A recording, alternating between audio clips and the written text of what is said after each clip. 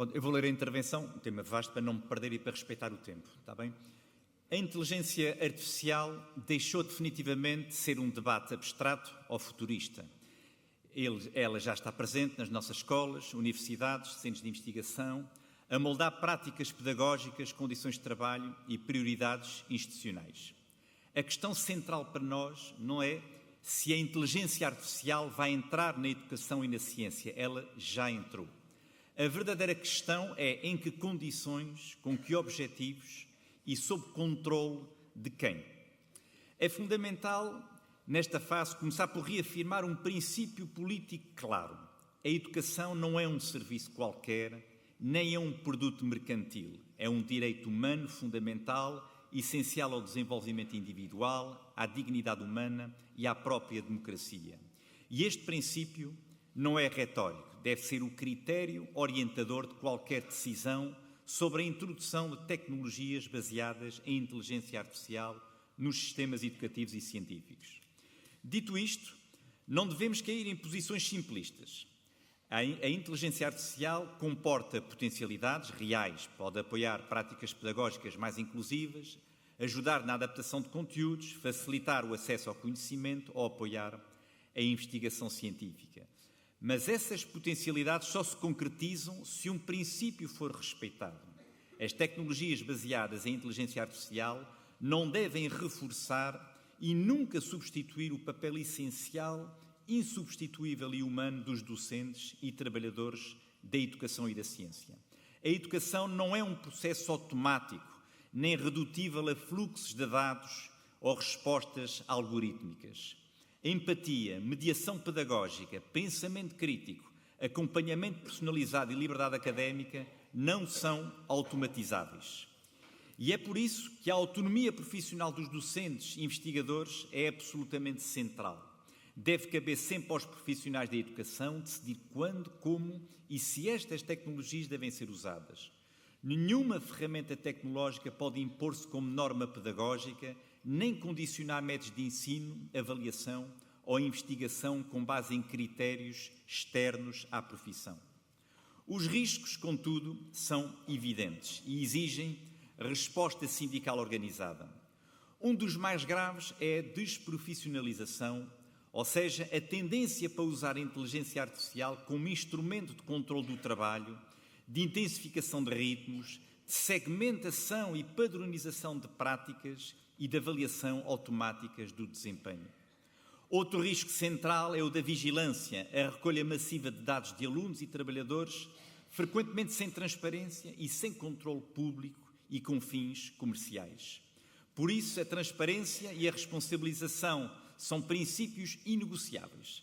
A recolha, a utilização, partilha de dados educativos têm que ser claras, compreensíveis e sujeitas a escrutínio.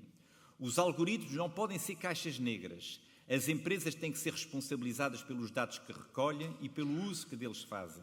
Nenhuma decisão de alto impacto sobre avaliação, progressão, recrutamento ou acesso pode ser delegada a sistemas automáticos controlados por empresas privadas. A dimensão da equidade e da inclusão é igualmente central. O acesso às tecnologias baseado em inteligência artificial não pode aprofundar desigualdades sociais, territoriais ou institucionais. A promessa de inovação não pode servir para legitimar um sistema educativo a várias velocidades, nem para substituir investimento público por soluções digitais de baixo custo e baixa qualidade. A tecnologia pode tanto reduzir como agravar desigualdades e a experiência mostra que sem regulação tende a fazer o segundo. Não menos importante é a sustentabilidade ambiental. A inteligência artificial assenta em infraestruturas altamente intensivas em energias e recursos naturais. Falar de transição digital, ignorando a crise climática, é politicamente irresponsável. A educação pública tem que ser coerente com os objetivos de sustentabilidade, exigindo critérios ambientais claros na aquisição e utilização dessas tecnologias.